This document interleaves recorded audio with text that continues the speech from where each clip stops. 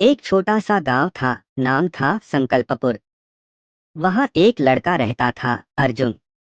उसका सपना था एक बड़ा वैज्ञानिक बनना।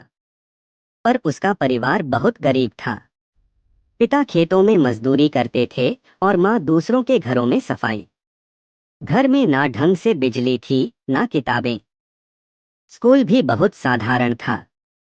लेकिन अर्जुन की आंखों में एक अलग ही चमक थी, कुछ करने की, कुछ बनने की।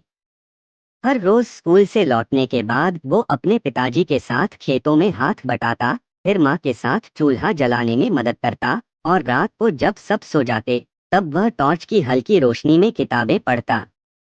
उसके पास न तो कोचिंग थी, न इंटरनेट, लेकिन था तो बस एक जुनून वैज्ञानिक बनने का। कई बार उसके दोस्त उसका मजाक उड़ाते, कहते, अरे अर्जुन, तू क्या नासा जाएगा, खेतों से निकल पहले। लेकिन अर्जुन चुपचाप मुस्कुराता और फिर अपनी किताबों में डूब जाता। एक दिन उसके स्कूल में एक प्रतियोगिता हुई, युवा आविष्कारक प्रतियोगिता।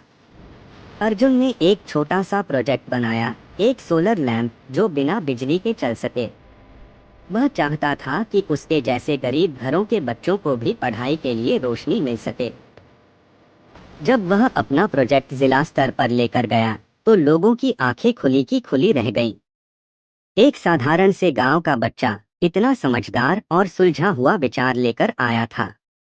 वह प्रतियोगिता जीता, फिर राज्य स्तर पर गया, फिर राष्ट्रीय स्तर पर, और अंततः उसकी सादगी और सोच को देखकर उसे स्कॉलरशिप मिली विदेश जाकर पढ़ने की।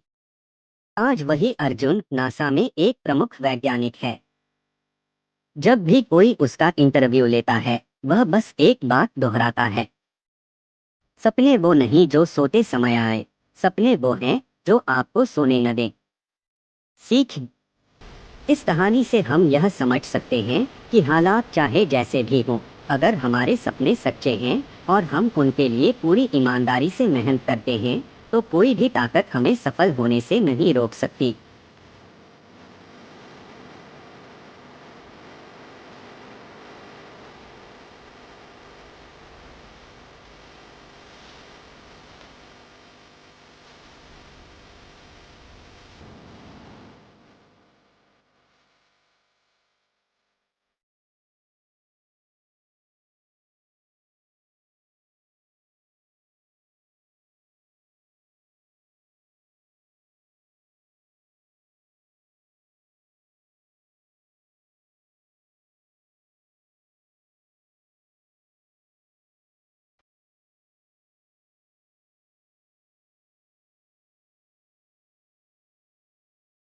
eSoundtracks.com